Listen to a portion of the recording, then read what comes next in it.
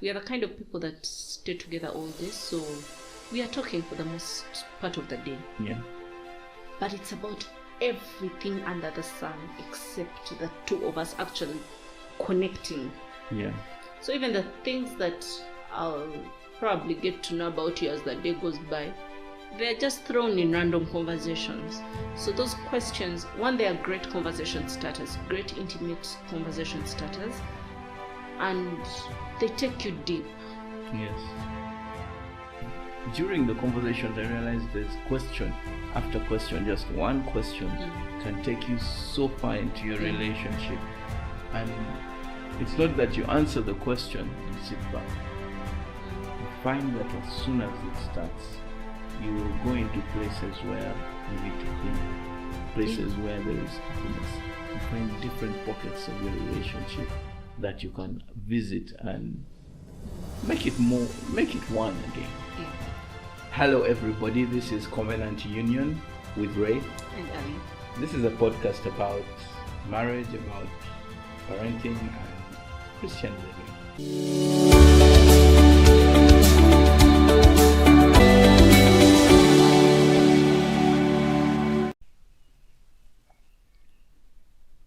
Today we would like to share with you a few things that we have done and that we learned over the course of marriage that can change the direction your marriage is going into. And one of the most interesting activities we have done in these years of being together was asking questions.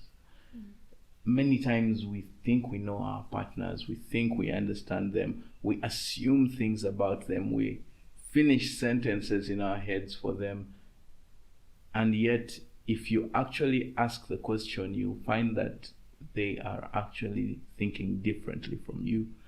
And it helps you to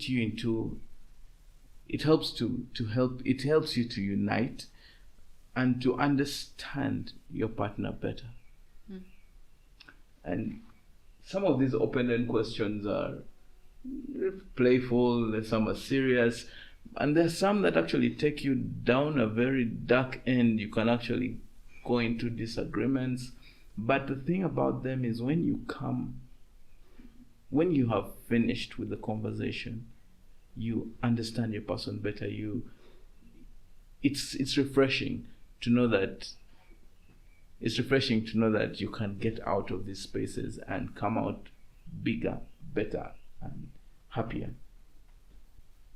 One of these questions that changed the course of our marriage was, what's something that I used to do while we were dating and I've stopped doing now and that you would love for me to do again? I think for me that particular question was it was a very good reminder that we'd gotten to a place of laxity and taking each other for granted. It's very easy to get into the day-to-day of marriage. We are just going through the motions of life like everybody else, that you start to forget the things that even brought you together in the first place.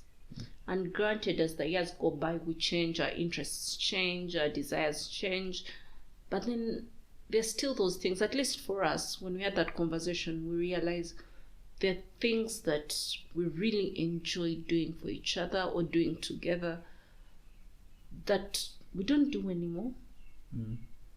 But yet we'd actually still love to do those things.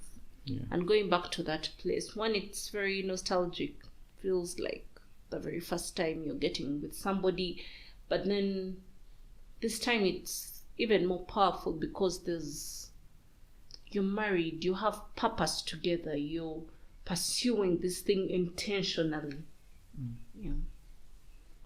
Yeah. For me, it was a question that, it actually had that nostalgic feeling of, I used to do this for her, now I don't do it anymore. She used to like it, and I don't know how, as you grow, things just start to fade. You stop to do certain things. And being reminded to do a few of those things actually makes it very, how should I put it? It reminds us that there's still that first love burning. It's just that we don't fan the fire. Yeah. We just let the fire die. And the more you don't fan the fire, it dies. And yeah, this question made me realize that all those things that we liked before, most of them, we still like them. Yeah. And it is better to try and fan them instead of thinking. It's actually, this question made me realize that we think that as I'm happy, you're happy. Or what I want, if as long as I'm doing something that you want, it's okay. We don't need to look back to where we came from. We don't need to look ahead. And this question made me realize that there is a whole lot to look at in a relationship. For me, the question around, I think it was expectations. Yeah, and I think it's what really started off this podcast. Yes. We're talking about what we expect of each other. I think it's given us so much clarity this year. Yeah. To understand what it is you'd want me to do for you. Not to serve you in the way that I feel you need to be served, or in the way I know how to serve you, but to actually meet you at that point that you want to be met. Because then it becomes about your partner and stops being about you. And I think it adds a certain quality of, I don't want to say excellence, of intentionality to the marriage. Well, and for us, I must say it's been a good thing. Yes, it has. Yeah. With expectations, I think it was our second episode. And it still stands. It's one of the greatest things that we ever found out about each other. And to intentionally do what the other person has asked you to do is what drives you into a place of happiness. It drives you into a place of contentment. Yeah. And I think if we didn't ask that question, we'd still be doing what we think the other person loves. And you know, the thing is, either way, you're coming from a place of love, you're coming from a good place, but there's that part of your partner that you're not filling up, simply because you're not asking how to fill up that very empty part. That's true. Then there is this question that also got me. It was, what things do you struggle doing that you know make me happy? Oh yeah, that one was. And for us, I think personally for me, those answers came very easy because I'm very aware of them. Yeah. I'm very aware of them. And not to say that after the conversation, I automatically started doing them, because I've always known them. Okay, some were new, but for the most part, I knew most of the things that you'd have wanted me to do for you, but I really struggle.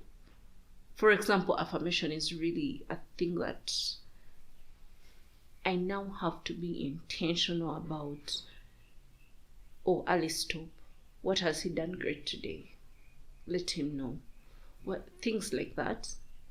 So the intentionality in following up has been very helpful, and I feel like I can do better.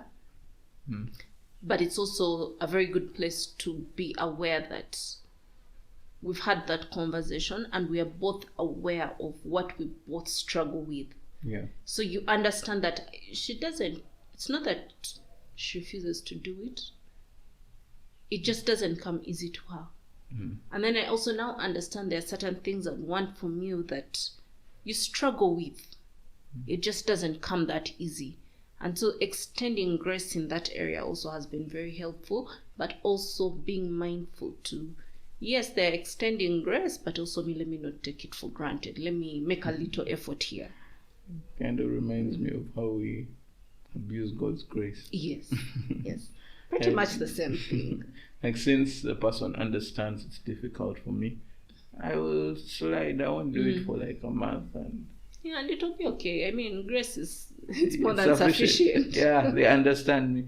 And the thing is, once you let it slide and you don't do it for long, you start going back into that habit of not even trying to do it. But if you put your mind to it, you can actually do it every day if you decide to. It doesn't come easy. It takes a lot of work. It takes a lot of effort. And it takes mental notes you have to keep, because it's something that most times what your partner might say you need to do that makes them happy. Many times the other party doesn't know how to do it. Yes. At all. So for example, if, like she was saying, affirmations, then acts of service for me doesn't come very easy, because if I try, I have to make a mental note that I have to serve my wife in this particular area. I have to do these things and break the habit of thinking that my way of loving is universal. Is the acceptable standard. Yeah. So everyone receives their love differently. Yeah. Yeah, I think when it comes to questioning, and we haven't stopped, we have days, yes, we don't, but we keep questioning ourselves. We keep asking these questions we try to do it on a daily. And since there are ways of connecting again, Yeah. your conversations become more insightful, and your disagreements become less and less. And I think for me, these conversations made me realize that for the most part, we are the kind of people that stay together all day, so we are talking for the most part of the day. Yeah. But it's about everything under the sun except the two of us actually connecting. Yeah. So even the things that I'll probably get to know about you as the day goes by, they're just thrown in random conversations. So those questions, one, they are great conversation starters, great intimate conversation starters, and they take you deep. Yes. And for like those, even if it's just 10-15 minutes of trying to fully understand something, in those 15 minutes you are deeply connected and intentionally listening to each other. Yeah.